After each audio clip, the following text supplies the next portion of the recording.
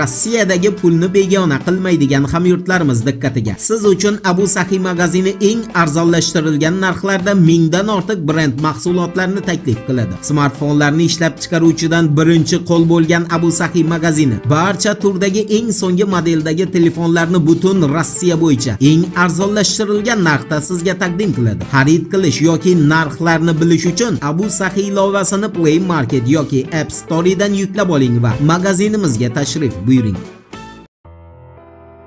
Assalomu alaykum qadrdon muxlis. Siz bilan siz bilgan va kutgan kanal Turfa olam. Germaniyani Bild agentligining 27-yanvar kuni xabar berishiga ko'ra, Rossiya prezidenti Vladimir Putin endi tanklarni Ukrainaga bergani uchun Germaniyaga qarshi urush e'lon qiladi. Bild agentligiga ko'ra, Rossiya hozirda Germaniyaning qurol zaxirasi Ukrainada o'z yakuniga yetganidan xabardor va Putin bu safar Germaniya bilan aniq hisob-kitob qiladi. Bildni o'z mamlakati armiyasini tahlil qilishiga ko'ra, Rossiyani bu safargi Germaniya bilan hisob-kitob urushida yadro urushi qo'llanmaydi. Boisi Rossiya Germaniyani yadro qurolisiz ham mag'lubiyatga uchrata oladi. Xo'sh, shunday ekan, nima uchun unda Putin salkam 1 yildan buyon qo'shnisi Ukrainani qo'lga ola olmadi yoki bosib ola olmadi degan savol tug'iladi. Bunga javob juda oddiy. Bild agentligining yozishiga ko'ra, Ukrainada urush boshlangan kundan e'tiboran Rossiyaga qarshi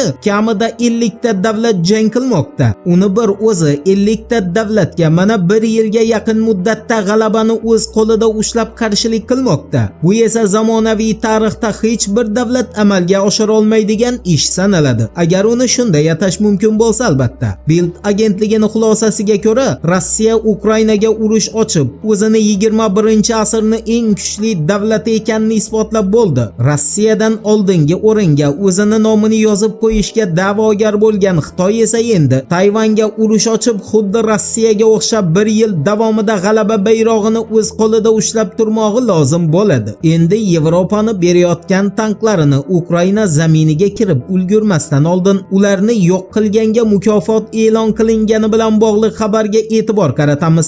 RBK agentligining xabariga ko'ra, Rossiyaning Forest kompaniyasi 27-yanvar kuni Ukraina frontida birinchi Leopard va birinchi Abrams tanklarini yo'q qilgan askarlarga mazkur tanklarni har bir donasi uchun rasman 5 million rubl miqdorida mukofot e'lon qildi va keyinchalik, ya'ni bu tanklar jang maydoniga kirib bo'lgandan keyin ularni yo'q qilgan askar yoki zobitlarga 500 ming rubl miqdorida mukofot berilishini ma'lum etdi. Bundan kelib chiqadiki, Rossiya armiyasi allaqachon g'arb tanklarini kallasi uchun mukofot e'lon qilib bo'ldi. Endi og'izdan og'izga ko'chib salkam afsonaga aylangan Leopard va Abrams tanklarini Rossiya tanklari bilan solishtirilgandagi natijalarga yuzlanamiz. Ukrainaning Mirotvorets agentligiga ko'ra, 27-yanvar kuni Polsha poligonida Abrams va Leopard tanklari Sovet ittifoqining T-80 tanklari bilan kuch sinashadi. To'g'rirog'i, ularning imkoniyatlari o'rganiladi. Ma'lum bo'lishicha, 1985-yilda ishlab chiqarilgan T-80 tanklari Germaniyaning Leopard va Qo'shma Shtatlarning Abrams tanklaridan kuchli. Hozirgi davrda esa Rossiya bu tanklardan, to'g'rirog'i T-80lardan deyarli foydalanmaydi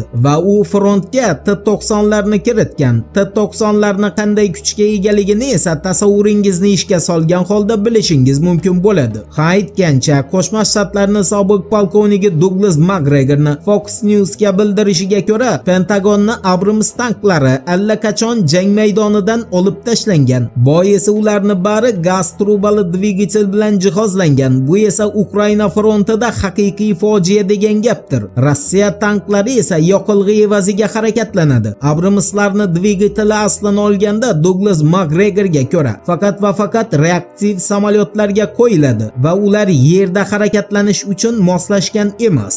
Endi Hindiston tashqi ishlar vaziri Subramaniam Jayshankarni Bloomberg agentligi muxbirini mot qilgani bilan bog'liq xabarga to'xtalamiz. Ishoning bu Oq uyni o'zini haqiqiy rangiga, ya'ni qora rangga bo'yalishida asos bo'lib xizmat qiladi. Xullas, Bloomberg agentligi muxbiri Hindiston tashqi ishlar vaziri Subramanyam Jayshankarga siz nima uchun Rossiyani qoralab Ukrainaga yordam bermayapsiz degan savol beradi. Shunda Subramanyam Jayshankar quyidagicha javob qaytaradi. Diqqatliroq bo'ling. Jayshankarga ko'ra Yevropa ulg'ayishi kerak va u o'zini Washingtonni soyasidan, qolaversa ta'siridan chiqarishi lozim. Aks holda Yevropani mana shu qaramligi kun kelib butun dunyoni katta muammosiga aylanadi. Bu gaplarga esa tushundi. Voqealar rivojini birgalikda kuzatamiz. Turfa bilan qoling.